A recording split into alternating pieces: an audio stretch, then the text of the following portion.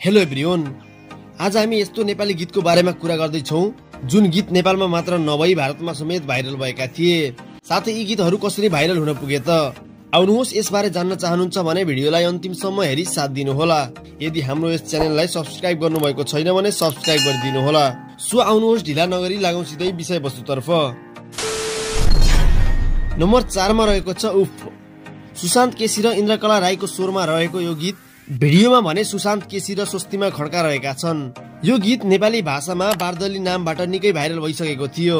पछि यो गीत भारतमा रिल्सहरूबाट पनि निकै चर्चा पाएको थियो। यस गीतलाई पछि भारतकै चर्चित युट्युब च्यानल टी सिरिजले हिन्दी भाषामा गीत बनाउन अफर गरेसँगै उफ नामबाट अपलोड गरिएको छ। त्यहाँ पनि यो गीतले राम्रै चर्चा पाइरहेको छ। यो गीतले अहिलेसम्म 8 मिलियन भ्युज पार गरिसकेको छ। नम्बर 3 कुटुमा कुटु। राजन राज शिवाकोटी, मेलिना राई, राजन इशानको स्वरमा रहेको यो गीतको भिडियोमा भने स्वस्तिमा खड्का, निश्चल बस्नेत, आसिफ शाह जस्ता कलाकार रहेका छन्। यो गीत पहिलेदेखि नै टिकटक र इन्स्टाग्राम रिल्सहरूमा निकै भाइरल भइसकेको थियो। खास गरी यो गीतलाई भारतको बिहार क्षेत्रमा निकै रुचाइएको गीत हो। यो गीतलाई त्यस क्षेत्रमा विवाह पार्टी समारोहमा निकै बजाइएको पाइन्छ। केही समयपछि नेपाल र भारतको एसियन क्रिकेट गेम हुँदा भारतका चर्चित खेलाडी विराट कोहलीले नाचेको भिडियो भाइरल भएसँगै फेरि यो गीतले चर्चा पाएको थियो। अहिलेसम्म यस गीतले 221 मिलियन भ्युज पार गरिसकेको छ, जुन नेपालकै इतिहासमा सबैभन्दा धेरै भ्युज पाउने गीत बनेको छ। नम्बर 2 बादल वर्षा बिजुली।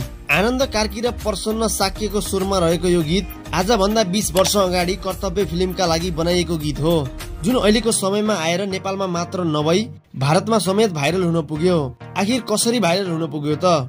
सबै सुरु भयो एउटा स्कुलको नाचबाट, जहाँ एक सानो भारतीय बालकले यस गीतमा गजबको प्रस्तुति दिएको थियो।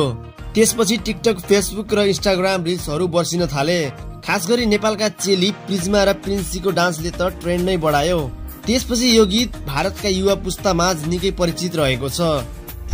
नम्बर 1 पैसा। कुशल पोखरेलको स्वरमा रहेको यो र्याप गीतले त भारतमा तहल्का नै पिटेको थियो। यो र्याप गीत खास गरी इन्स्टाग्राम रिल्सहरूबाट निकै भाइरल भएको थियो, जुन यो गीत भारतमा मात्र नभई अरू छिमेकी देशहरूमा समेत चर्चा पाएको थियो। पछि यो गीत राम्रो लागेका कारण भारतका चर्चित युट्युबर भुवन बामले आफ्नो चर्चित वेब सिरिज ताजा खबरमा समावेश गराएका थिए। त्यसपछि यो गीतले त फेरि चर्चा पाउन थाल्यो। अहिलेसम्म यो गीतले 64 मिलियन भ्युज पार गरिसकेको छ। सो आजको लागि यति नै।